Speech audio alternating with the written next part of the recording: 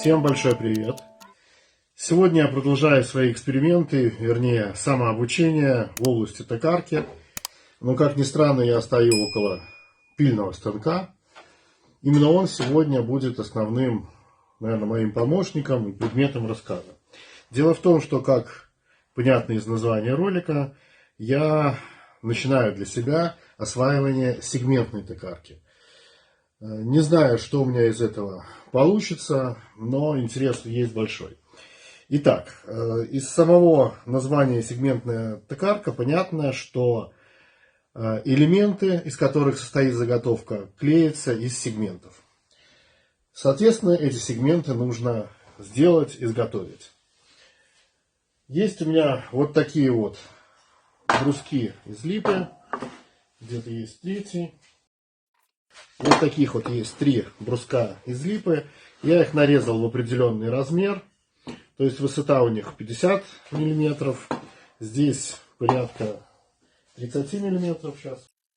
Да, здесь 30, здесь 50. Это нужно будет мне для того, чтобы изготовить бочонок. Сейчас покажу свой прототип. То есть я хочу получить примерно вот такой бочонок. То есть 50 у меня будет вот здесь сегмент. Здесь я сделаю отдельные сегментные кольца. Ну и, соответственно, дно и крышка и верхний ободок. То есть мне понадобится несколько сегментных колец, которые я склею один над другим. Но, как я уже сказал в начале, их надо изготовить. Их можно изготавливать на торцовочной пиле.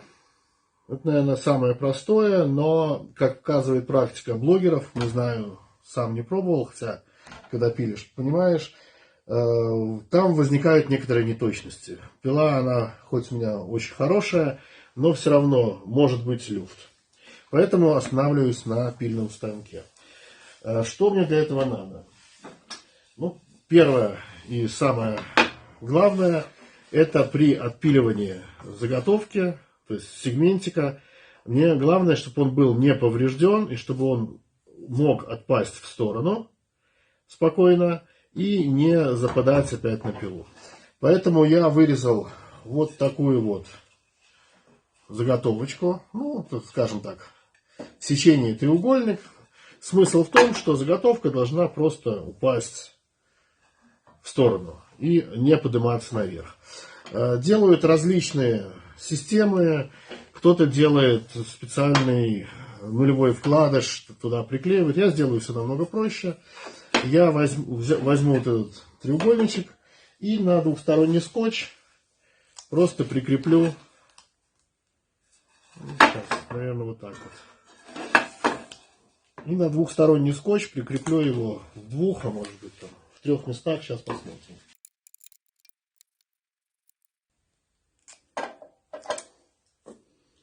Самое сложное оказалось это снять защитный слой у скотча. И теперь на расстоянии, ну буквально тут миллиметр от пильного диска, ну, вот ориентируясь на него,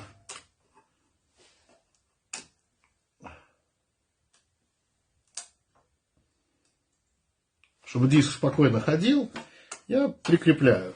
То есть нагрузки как таковой на вот эту вот планку ее не будет. Ее самая главная задача это отбросить в сторону. Дальше что мне надо? Мне надо вот такой угловой упор. Было у меня давно. Это, ну сейчас он пыльный. Неудобно показывать. Немножко. Пользуюсь я им давно. Вот такой упор от Инкро. Здесь есть шкала с очень четкими установками. Ставлю на 15 градусов. К самому упору я сделал планку, которую использую для того, чтобы толкать. Она у меня установлена, когда на 90 градусов, с таким прицелом, чтобы не задевать диск. И дальше я сделал, опять же, на двухсторонний скотч, что я уже за кадром сделал, попробовал.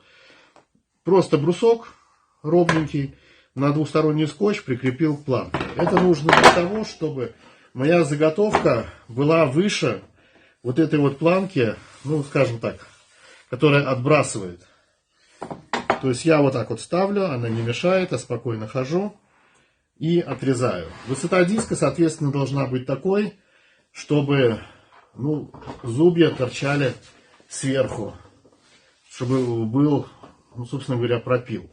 Сейчас у меня немножко не получается, наверное, из-за того, что я вот эту планку сделал чуть больше. Сейчас я ее исправлю, пока отключусь. Я переделал, сделал чуть меньше размер. Опять возвращаю на свое место. Приклеиваю за скотч. Обязательно опираю на станину, чтобы было ровно. Здесь у меня получилось кусочек скотча, но ничего страшного. Далее, что я буду делать? То есть я выставил 15 градусов вот здесь по отношению к диску. Я знаю, что сегменты у меня должны быть высотой 5 сантиметров. И также я себе посчитал определенное расстояние, которое должно быть у сегмента с широкой стороны. Это будет 3,5 сантиметра. Ну, сейчас я сделаю первый пропил. Сделал первый пропил. Убедился, что заготовка падает в правую сторону, не летит опять на диск. Здесь у меня получился пропил в 15 градусов. Теперь следующая часть настройки. Как я сказал, широкая часть, то есть вот это, соответственно, я буду переворачивать вот так. Возьму карандаш. То есть широкая часть сегмента, сегмент будет вот так вот выглядеть. Она будет 3,5 сантиметра.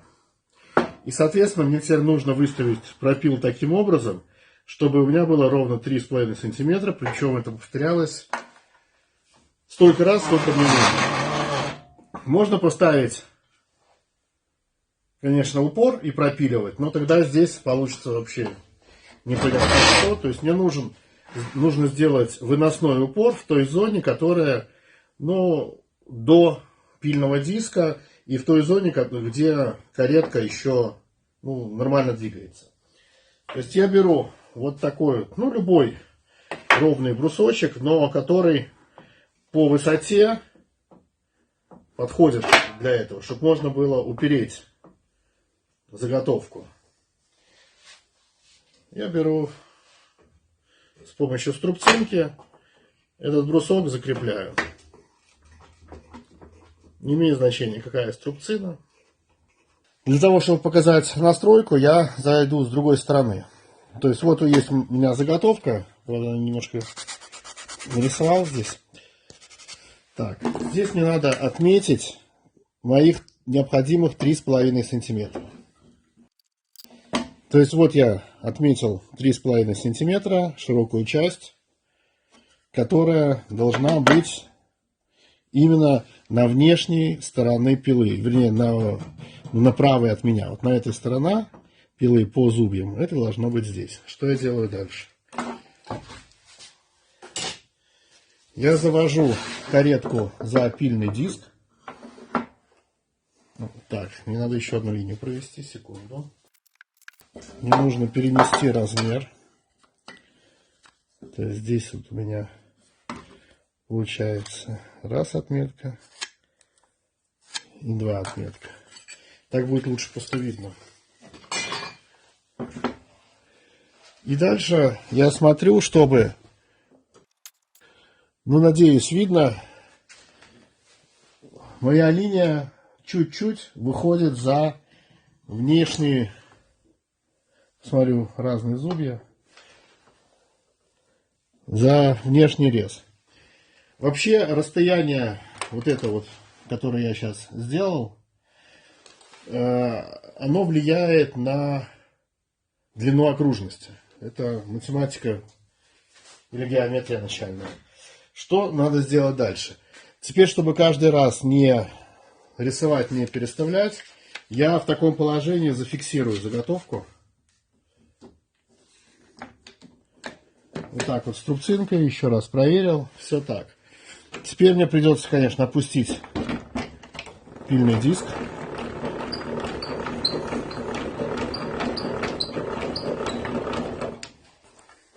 И отъезжаю назад. И теперь уже управляю самим параллельным упором. Я подвигаю так, чтобы вот он касался заготовки, не давил на нее. То есть заготовка вот ходит, и фиксирую параллельный упор. Также это можно сделать при помощи, наверное, любого предмета из струбцины. Теперь каждый раз я буду отпиливать, переворачивать. Теперь я могу убрать струбцину. Она мне не нужна. У меня есть ограничитель, в который у меня будет упираться заготовка. И таким образом буду пилить. Теперь я должен, опять же, поднять на всю высоту пильный диск. Все, диск поднят. Запускаю, делаю первое пиление.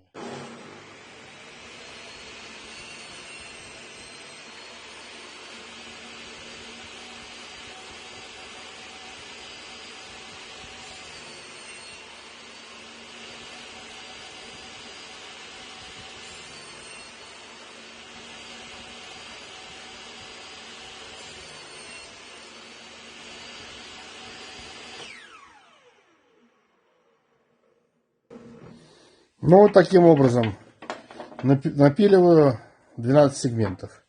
4 уже сделал. И так продолжу дальше. Закончил я напиливание сегментов. Вот такие у меня получились. Несмотря на то, что диск новый из заточки, но сверху есть вот такая вот небольшая бархатистость. Сейчас перейдем на другую точку, покажу, что буду делать дальше.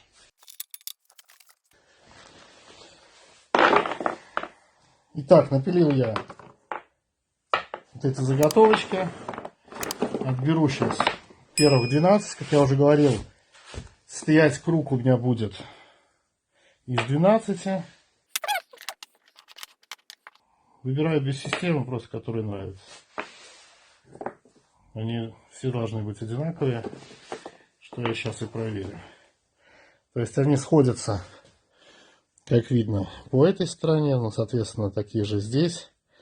И также сходятся здесь. Вот, ну я, как и говорил, есть ворсистость, поэтому я, есть у меня вот для этих дел лист 60-ки. И я просто несколько раз сложил само собой на фанеру. Понятно, что это не стекло и не кафель.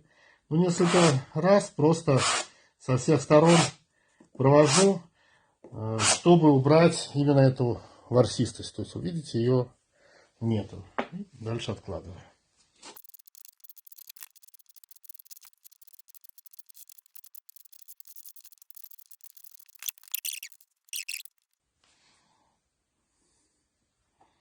Ну, то есть кружок у меня, кольцо, вернее, готово.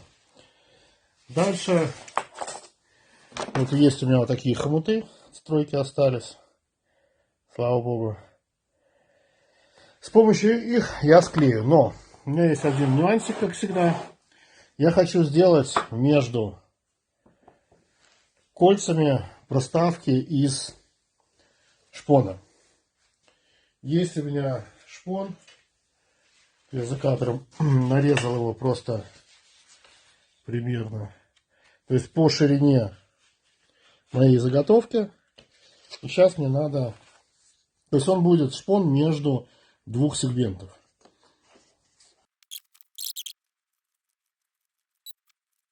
Так, я провел разметку, теперь мне надо разрезать. Здесь ничего сложного нету. Вообще шпон вот на эти, скажем так, ламели, бракованная какая-то, я нарезал с помощью своей шпонорезки. Когда я говорил про изготовление дверей, я показывал вот такую шпонорезку. Здесь лезвие находится, и ей очень легко нарезать шпон. Но есть один нюанс, перед тем как нарезать, там надо зафиксировать. Но здесь мне надо порезать, скажем, перпендикулярно волокна. Волокна идут так. Поэтому я буду, сейчас не знаю, видно, не видно, сейчас перемещусь. Но смысл состоит в том, что я буду зажимать по линии отреза, именно на линии отреза, деревяшку, какая не имеет значения. Имеет значение то, что нужна мне струбцинка. Наверное, я в эту сторону покажу, чтобы будет проще, чтобы не переставлять камеру. То есть, любым образом, вот есть у меня отметка.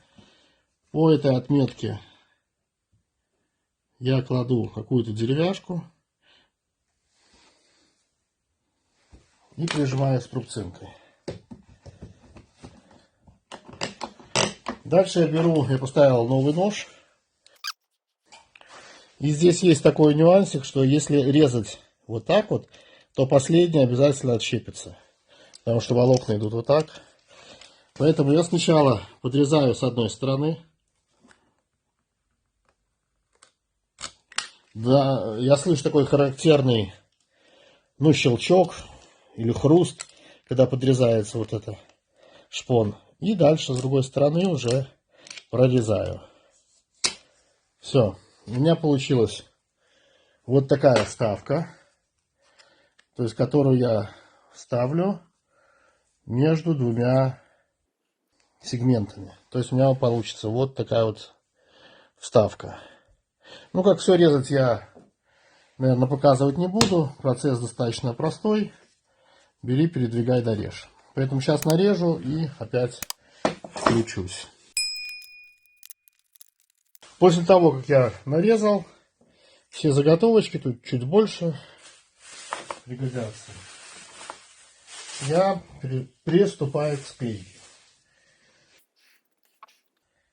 Клеить я буду обычным ПВА, клейберит. Клей наношу достаточно, но не так, чтобы вот он тек.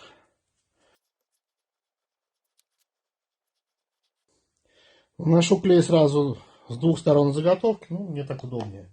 Не знаю, правильно это или неправильно. Так, беру кусочек шпота и прикладываю. Я сделал его с таким расчетом, чтобы он был чуть-чуть больше детальки. Лучше я потом сошлифую и соединяю, притираю две.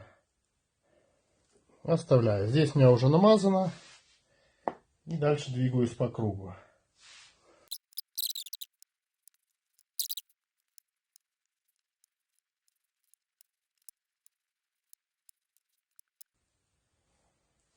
И понятно, что на последнюю я клею шпон с двух сторон. Клей здесь у меня есть уже.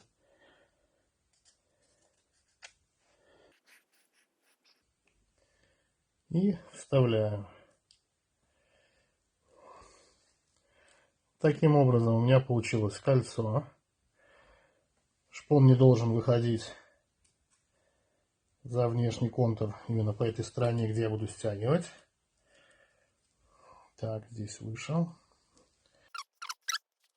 Можно предварительно стяжкой стянуть, тоже, мне кажется, будет нормально. Я знаю, многие стягивают.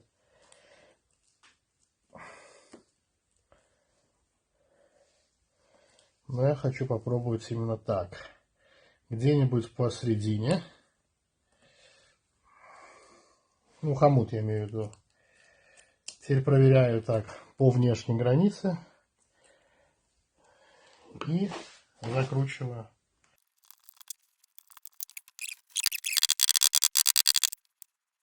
Вот такое кольцо у меня получилось. Первое мое кольцо в жизни. 13,5 на 13,5. Да, где-то здесь может быть что-то косо. Делаю это впервые. И делаю из разных заготовок, поэтому вот эта вот длина здесь играет. Здесь чуть больше, здесь чуть меньше. Ничего страшного. Это все обточится. Стеночка будет 1 сантиметр. Я специально делал более широкую. Вот таким образом стянул. Дам высохнуть.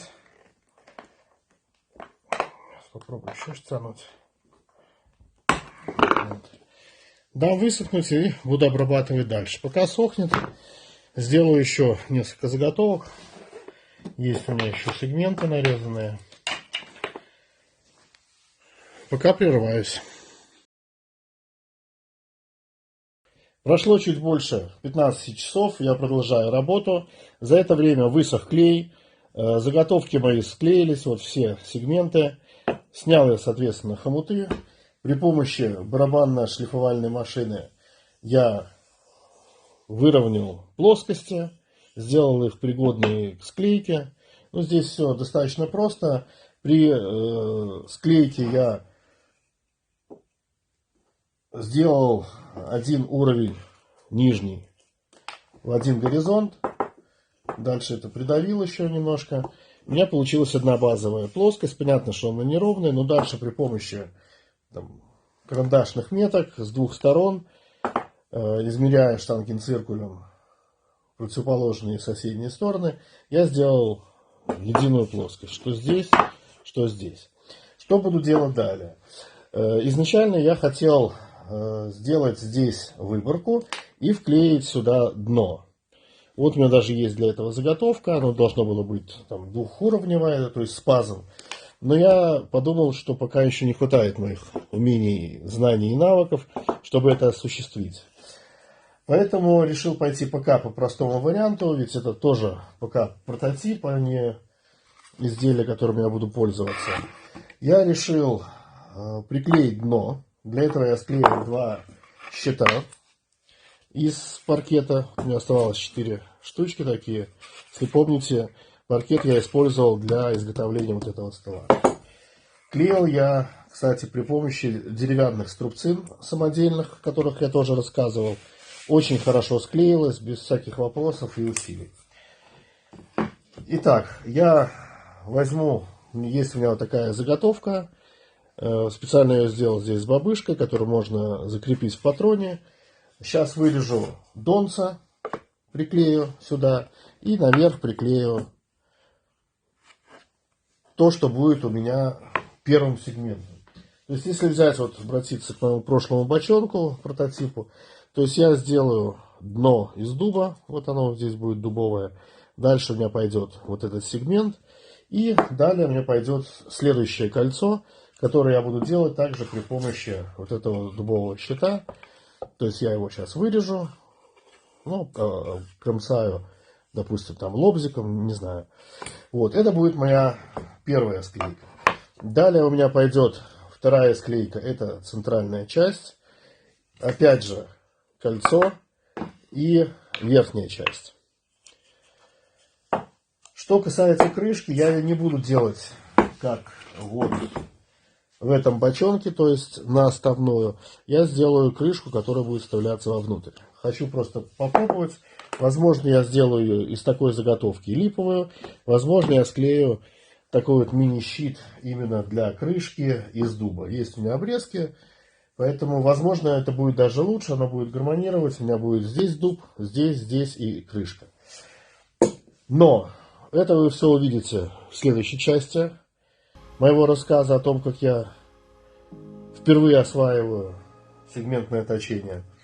На этом все.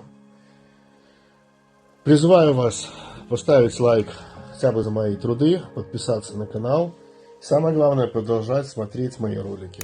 А я буду продолжать делать бочонок. Всем пока!